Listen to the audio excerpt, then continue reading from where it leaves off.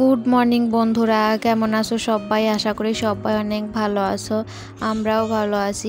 তো আজ হলো রবিবার আর এখন ঘড়িতে সময় ওই 6টার মতো। তো আজ সকাল থেকে ব্লগটা শুরু করছি তোমাদেরকে সাথে নিয়ে। তোমরা সবাই শেষ পর্যন্ত আমার ব্লগটা দেখতে থাকো।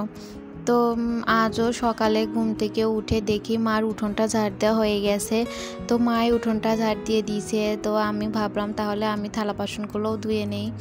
তো এই জন্য থালা বাসন নিয়ে কলপাড়ে চলে এসেছি। তো আগে থালা বাসনগুলো ধুয়ে নেব, তারপর অন্যান্য আরও যে কাজগুলো আছে তো সেগুলোই করব। তো এই যে দেখো এখন থালা বাসনগুলো সব ধুয়ে নিচ্ছি। আর এই যে দেখো আর মাম্মাম সোনা ঘুম থেকে উঠে পড়ছে। তো মাম্মাম সোনা আজ আমার সাথে সাথে ঘুম থেকে উঠছে। তো মাঝে মধ্যে একটু দেরি করে ঘুম থেকে ওঠে, আবার আমি যখন উঠে পড়ি তখনই ঘুম থেকে উঠে পড়ে। তো মাম্মাম যদি একটু দেরি করে ঘুম থেকে ওঠে তাহলে অনেকটাই সুবিধা হয়, কারণ মাম্মাম উঠলেই তো আবার মাম্মামকে খাওয়ানো, ব্রাশ করানো, ফ্রেশ করানো, তো এই কাজগুলো করতে হয়। তো কাজ করতে করতে অনেকটাই লেট হয়ে যায়। আর মাম্মাম যদি ঘুমিয়ে থাকে তাহলে মাম্মাম ঘুম থেকে ওঠার আগে আমার বাসি সমস্ত কাজ করা হয়ে যায়।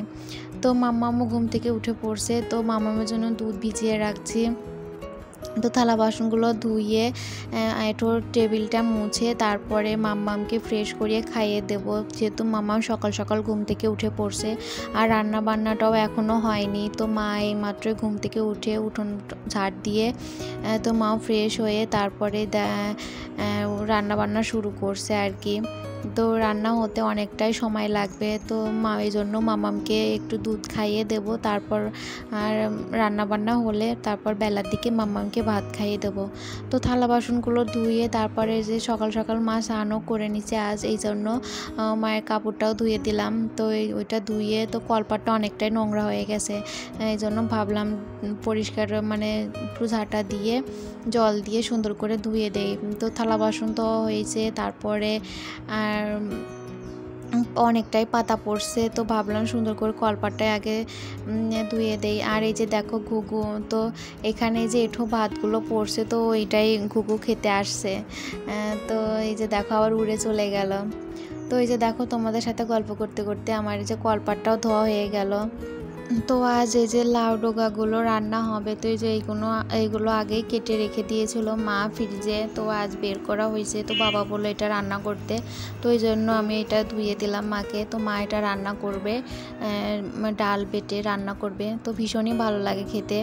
এই যে এখানে ডাল বাটছে আর ওইদিকে কুমড়ো ভাজি করে তারপরে যে শাকটাও বসিয়ে দিয়েছে। তো এই যে দেখো এইভাবে ডাল বেটে তেলের মধ্যে ভেজে তারপরে যে এটা ঢেলে দেবে। তো রান্নাবান্নাও কমপ্লিট। তারপরে এই যে বাবা ওইখানে খাওয়া দাওয়া করে কাজে চলে গেছে। আর তারপরে আমি এই যে দেখো মামামের কিছু জামা কাপড় ছিল, তো এইগুলো এখন কেচে ধুয়ে তারপরে যে এখানে মেলে দিচ্ছি। তো এখনও সকালে খাওয়া দাওয়া করিনি, তো এগুলো করে তারপরে সকালে খাওয়া দাওয়া করব। তো আজ একটু তাড়াতাড়ি সমস্ত কাজগুলো করছি, কারণ আজ একটু মার্কেটে যাওয়ার ইচ্ছা আছে কেনাকাটা করতে। তো আর একটা দরকারি কাজও আছে। তো ভাবলাম যে একসাথে দুইটা কাজও যদি হয়ে যায় তাহলে তো ভালোই হয়।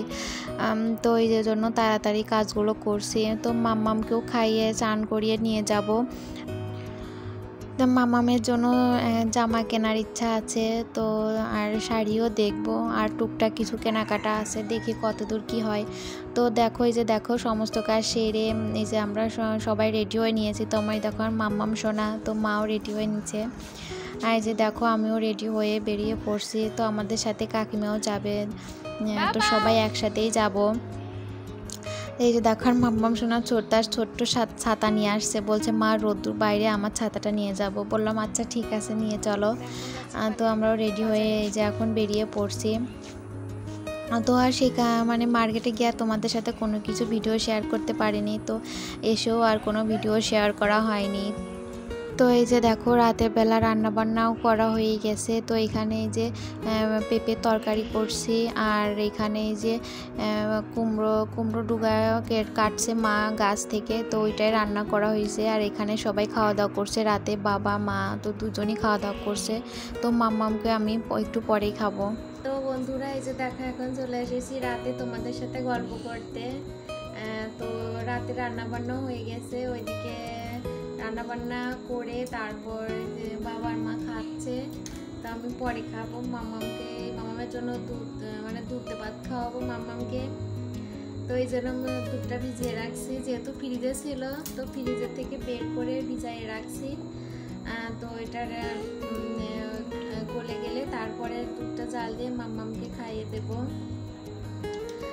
আর তো আজ গিয়েছিলাম মার্কেটে কেনাকাটা করার জন্য, তো আর কেনাকাটা করতে পারিনি, তো কেনাকাটা না করেই চলে আসতে হয়েছে। তো কেনাকাটা ছাড়াও আরও একটা কাজ ছিল, তো ওইটার জন্যই অনেকটা টাইম চলে গেছে, তো আর কেনাকাটা করতে পারিনি। শাড়ি দেখেছি কিন্তু আর শাড়ি নেওয়া হয় নাই। আর মামামের জন্য জামা কিনতে চেয়েছিলাম, তো পুজোর ড্রেস তো আর কিনতে পারলাম না। তো অনেকটাই বেলা হয়ে গিয়েছিল, তো যেহেতু মাম্মাম দুপুরে ঘুমায় খাওয়া দাওয়া করে, তো মাম্মামকে এই জন্য আর কি চলে আসতে হয়েছে যে মাম্মামকে খায় ঘুম পাড়াতে হবে। তো এই কারণে অনেকটাই বেলা হয়ে গেছিলো, তো এই জন্যই চলে আসতে হয়েছে। তো সেভাবে আর কিছুই কেনাকাটা করা হয়নি, তো চলে আসতে হয়েছে। তো শাড়িও কেনা হয়নি আর মানে জামাও কেনা হয়নি। তো শাড়ি দেখে আসছি, তো আবার তো মার্কেটে যাবো তখন কিনবো। তো আর কি কেনা হয়েছে তো সেটাই আজ তোমাদের সাথে দেখাবো। দেখো এই যে দেখো পলা কিনছি, এই যে এইরকম। দাঁড়াও আমি দেখাইনি ভালো করে, তুমি পারবে না। পলা ভালো লাগলো। আর এই যে মামামের একটা বডি ওয়াশ কোডোমল। আর আমার মাম্মাম সোনার বালিশের কাভার আর কোল বালিশের কাভারের জন্য এই যে ছিট কাপড় কেনা হয়েছে। তো এইগুলোই কেনাকাটা হয়েছে, আর কিছু কেনাকাটা হয়নি, শুধু দেখেই চলে আসছি। তো কয়েকদিন পর আবার যাব, তো তখনই কিনবো। তো বাড়িতে এসেও আর তোমাদের সাথে কোনো কিছুই শেয়ার করা হয়নি। তো বাড়িতে এসে অনেকটাই কাজ ছিল, তো সেগুলো করে স্নান করছি বিকেলের দিকে, স্নান করতে করতে বিকেল হয়ে গিয়েছিল। তো করে তারপরে রান্না বান্না করছি। তো এখন সবাইকে খেতে দিয়ে এসে এই যে এখানে এখন তোমাদের সাথে গল্প করছি, আর কি কি কেনাকাটা করছি এগুলোই তোমাদের দেখালাম। তো আজকের ভিডিওটা আর বেশি বড় করব না, তো এখানেই শেষ করছি। তো আমার ভিডিওটা তোমাদের কেমন লাগে অবশ্যই কমেন্টে জানাবে। যদি ভালো লাগে তাহলে একটা লাইক দিয়ে দিও, আর আমার চ্যানেলটাকে প্লিজ সবাই সাবস্ক্রাইব করে দিও। তো সবাইকে গুড নাইট, সবাই ভালো থাকবে, দেখা হবে নতুন একটা ভিডিওর সাথে। টাটা।